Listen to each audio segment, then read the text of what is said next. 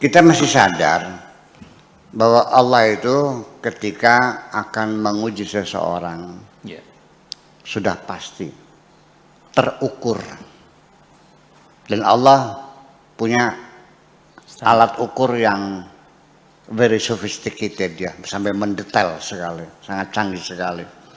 Kemampuan orang itu sudah diukur oleh Tuhan, dan setiap ujian yang akan diberikan itu sudah terukur, yang dipastikan orang itu bisa menyelesaikannya.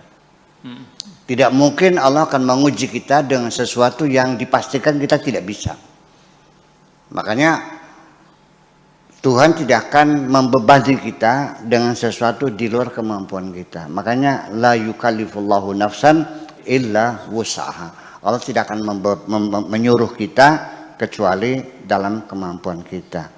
Setiap tahlil itu kita berdoa, Rabbana la tuhammilna ma la taqata lana bih. Ya Allah, janganlah engkau uji aku dengan sesuatu di luar kemampuanku. Ngapain lu minta begitu sama Tuhan? Iya kan?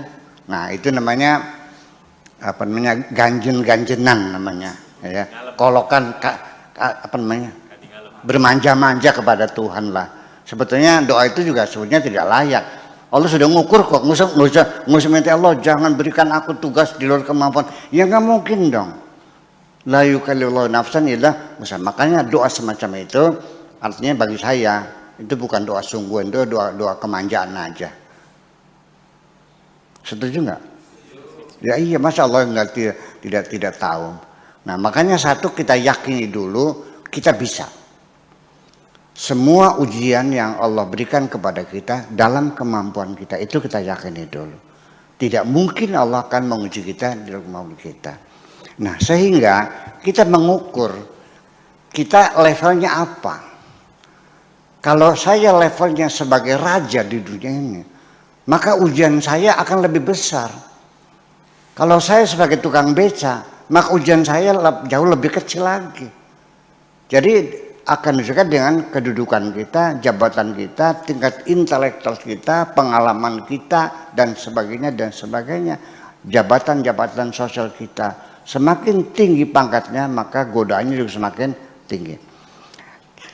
Coba kita ambil dari bank pertanyaan, bank soal di Diknas nih.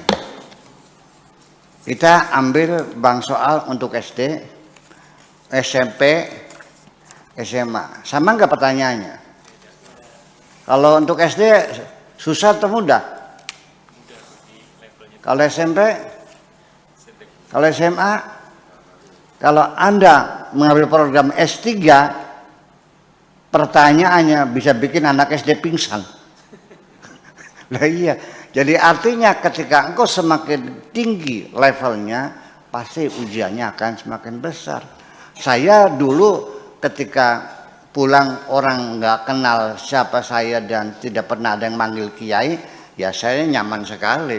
Nah sekarang sudah kadung banyak orang panggil kiai, waduh, dah kan begitu. Usia semakin lanjut, ilmu semakin nambah, status sosial semakin dihormati orang. Di situ ujian saya semakin besar. Makanya saya lebih berhati-hati. Jadi disinilah kemampuan kita mengatasi kesulitan itu. Pertama, tanamkan dulu keyakinan bahwa ujian itu pasti bisa kita jawab. Karena Tuhan tidak akan memberikan soal S3 untuk anak SD, nggak mungkin dong, gila namanya itu mah. Iya, dan kita yakin semuanya itu. Jadi artinya dan kemudian kita harus optimis bahwa semuanya bisa kita selesaikan. Nah, nanti dari skala prioritas itu akan kita temui ajaib. Pertanyaan pertama sulit dijawab, kedua sulit, ketiga sulit, keempat bisa.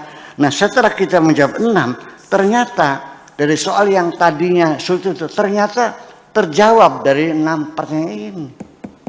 Berkaitan. Sering kali begitu dalam kehidupan saya. Oh, jawabannya ada pada soal yang lain, malah menjawab sekalian. Nah, dalam semacam itu. Tetapi nanti pada akhirnya ada satu hal yang sangat dituntut dalam menghadapi ujian. Ini isyarat dari Tuhan sendiri. Yuk kita baca dulu. Bismillahirrahmanirrahim.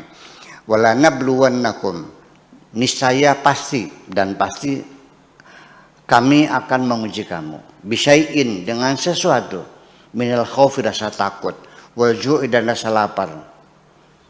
Minal khaufi wal ju'i, wa naqsi minal amwal, dan kurang harta, wal anfusi, dan kurang jiwa, wa thamarat, dan kurang buah-buahan. Ayat itu ditutup dengan wa basyiris sabirin. Jadi artinya sikap yang sangat diperlukan ketika menghadapi ujian bagi Tuhan adalah kesabaran.